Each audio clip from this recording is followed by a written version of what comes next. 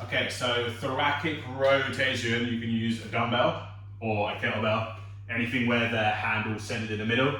So just because you don't have a kettlebell like I'm using, it's because I'm at home, you can use a dumbbell, doesn't matter, it's just a weight.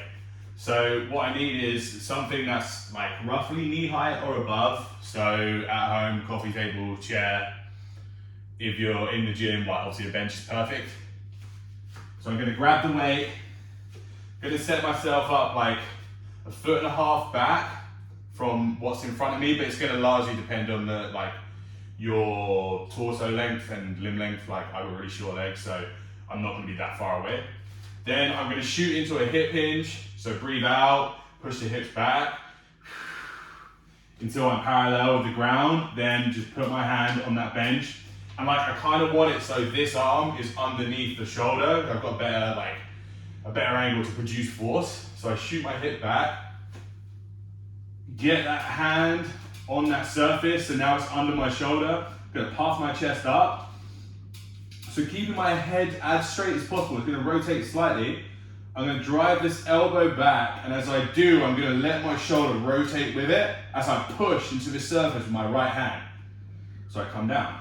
So there's a rotation as I push into surface with the right hand, keeping chest up.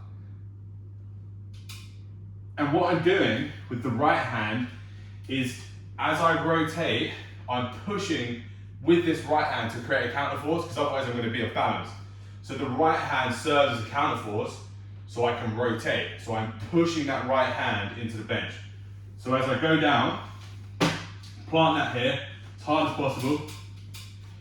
Going to take a deep breath in, I'm going to breathe out as I row and push with this right hand. So I go breath in, push right hand, kettlebell comes back, breathing out, and then come back down. It's just neutral spine, so don't twist the whole way in.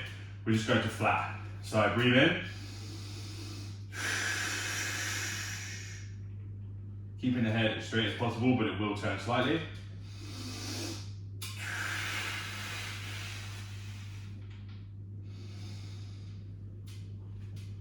Now, with the feet, you'll find as you row, because you're twisting outwards, your body's going to try and shift your center of mass this way, which is going to create some rotation of the pelvis, which is good, but we don't want it in this exercise because we want pure rotation of the rib cage around the spine. So as it pushes me into that right leg, I'm just going to offset that by pushing the inside edge of the right foot against the ground. That's going to activate my glute max. And that's just going to drive me back to the middle. So I'm going to shift almost back over. So right hand down, left hand on kettlebell, push right hand, elbow comes back, I rotate, and I push against my right foot as well, just to shift my mass back out. And I come back.